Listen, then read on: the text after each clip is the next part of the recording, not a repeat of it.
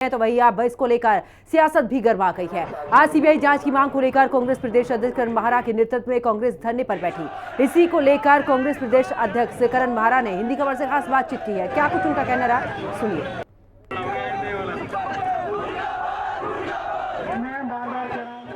UK triple SC paper leak को लेकर पूरे उत्तराखंड के अंदर उबाल है। एक तरफ जहां जो युवा हैं जिन्होंने यूके ट्रिपल एससी का पेपर दिया और जो बेरोजगार संघ है उनके साथ मिलकर कई संगठन सड़क पर नजर आ रहे हैं, रात रात भर सड़कों पर सो रहे हैं। वहीं दूसरी ओर अब सियासत भी गर्मा गई है क्योंकि कांग्रेस जो है आज धरने पर बैठी हुई है। इधर आप देखेंगे कि गांधी पार्क के पास आज कांग्रेस जन जो है तमाम यहाँ पर बैठे हुए। कांग्रेस प्रदेश अध्यक्ष करण महारा के नेतृत्व में आज ये धरना हो रहा है। कांग्रेस प्रदेश अध्यक्ष करण महारा इस वक्त हमारे साथ है, उनसे भी थोड़ा बातचीत करने की कोशिश करेंगे कि आखिर किस तरीके से आप देख रहे हैं, क्योंकि आज आप लोग धरने पर बैठे।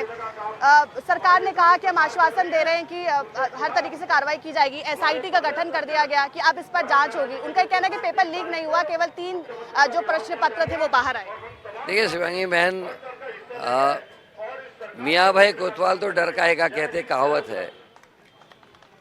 एक जब भर्ती घोटाला था 2022 में, हाकम सिंह जी मुख्य आरोपी थे, बीजेपी के मंगलौर के मंडल अध्यक्ष पटवारी पेपर लीक में मुख्य आरोपी थे। एसआईटी तो भी गठित हुई थी। सिंह को क्या फर्क पड़ गया, वो फिर सामने आ गया और तब जो मंडल अध्यक्ष थे उनकी जगह ले ली बीजेपी के आईटी सेल के संयोजक, जिनके इंस्टीट्यूट से पेपर लीक हुआ। और ये कहना कि केवल 3 पर्चे लीक हुए बाहर आए और अपना कानून मेरे ख्याल से मुख्यमंत्री और इनकी सरकार ने नहीं पढ़ा। उसकी जो धाराएं हैं उसके हिसाब से अगर एक लाइन एक क्वेश्चन भी बाहर आता है तो उसको भर्ती घोटाला माना जाएगा, पेपर लीक माना जाएगा।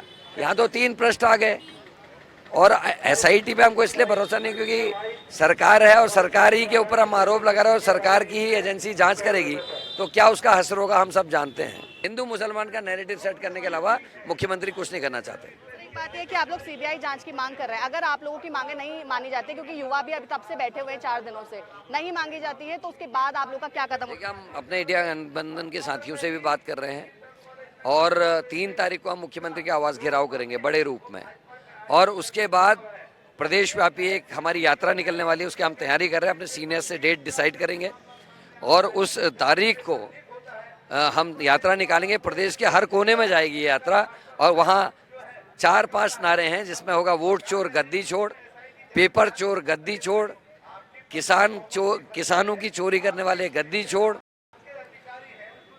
महिला अपराध करने वाले गद्दी छोड़, लॉ एंड ऑर्डर को खत्म करवाने वाले गद्दी छोड़। ये नारों के साथ हम पूरे प्रदेश का करेंगे।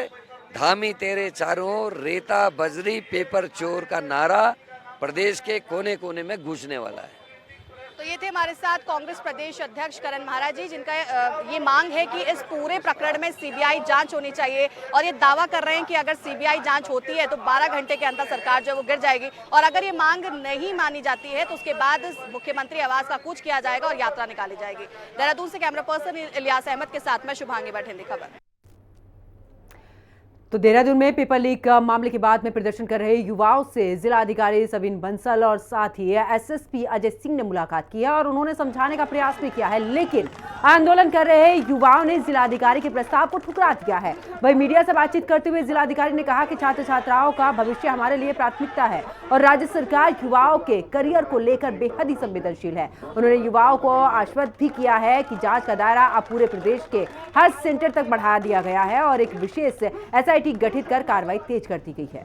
चीजें 20 से 25 दिन में भी पूरी हो सकती है, तो इतना ही। जितने भी छात्र छात्राएं हैं ये हमारे ही आमजन हैं और हमारी प्रशासन, राज्य सरकार, ऑनरेबल सीएम जो यूथ है, यूथ के करियर को लेकर बहुत संवेदनशील है।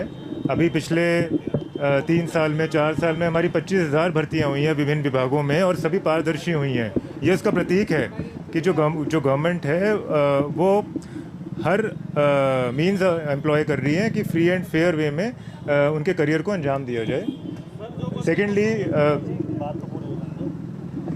सेकेंडली जो हमारा नकल विरोधी कानून बना है वो इतना डेटरेंट है कि Uttarakhand has emerged as the first state कि जिसने बियॉन्ड हमारे एग्जिस्टेंट प्रोविजंस ऑफ लॉ एक स्पेशल लॉ क्रिएट किया है और इस तरह के कोई भी इनपुट्स आते हैं तो वो यूज़ किया जाएगा अवश्य रूप से। उधर उत्तराखंड में प्रतियोगी परीक्षाओं को लेकर विवाद चल रहा है और छात्र काफी परेशान भी हैं। ऐसे में मुख्यमंत्री पुष्कर सिंह धामी ने कहा कि सरकार उन सभी छात्रों के साथ है जो परीक्षा दे रहे हैं। उन्होंने बताया कि अब तक 25,000 से ज्यादा लोगों की नौकरी पारदर्शी तरीके से हुई है। इस शिकायत मिलने पर भी जांच के लिए एसआईटी बनाई गई है जो एक सेवानिवृत्त जज के नेतृत्व में जांच कर रही है। इस वजह से परीक्षा 1 महीने के लिए रोक दी गई है ताकि जांच पूरी हो सके।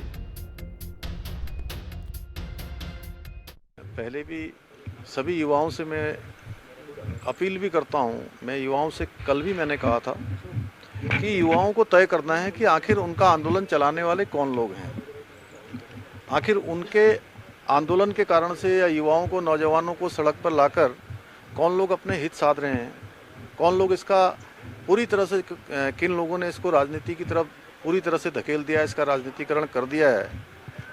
ऐसे लोग हैं जिनका इन युवाओं से, भर्ती परीक्षाओं से कोई लेना देना नहीं है, केवल वो अपना स्वार्थ सिद्ध करना चाहते हैं। लेकिन हमारी प्रतिबद्धता है, जैसे हमने 25,000 नियुक्तियां पारदर्शिता के आधार पर करी हैं, बिना किसी भ्रष्टाचार के की हैं, हम आगे भी इस क्रम को आगे बढ़ाएंगे। हमारा संकल्प है, जो कैलेंडर है वो कैलेंडर जारी होगा। और जो वर्तमान प्रकरण आया था उसमें हमने युवाओं की तरफ से ही बात आई थी कि इस एक स्थान पर ये शिकायत आई है, ये बात छात्रों के बीच में आनी चाहिए। उत्तराखंड बीजेपी के राज्य मंत्री गीता रामगौड़ ने प्रेस कॉन्फ्रेंस की है। उन्होंने बताया है कि बॉबी पावर पर भी राजनीतिक रोटियां सेकने के लिए युवाओं को ढाल बनाने का आरोप लगाया है। उन्होंने कहा कि हम युवाओं के खिलाफ नहीं हैं, हमारी सरकार संगठन हर वर्ग की चिंता करती है। उन्होंने कहा कि देश विरोधी और सरकार विरोधी मानसिकता के लोगों ने युवाओं के प्रदर्शन को हाईजैक कर लिया है। आप समाज का चौथा स्तंभ है और चौथे स्तंभ से हर पक्ष अपनी बात खुली तौर पर कर सकता है।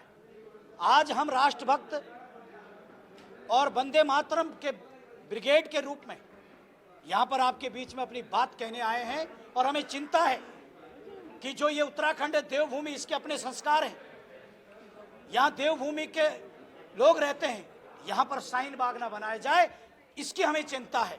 जो बेरोजगार, जो हमारे बच्चे हैं, उनके आंदोलन को, उनका जिसका हम समर्थन करते हैं, हाईजैक किया जा रहा है।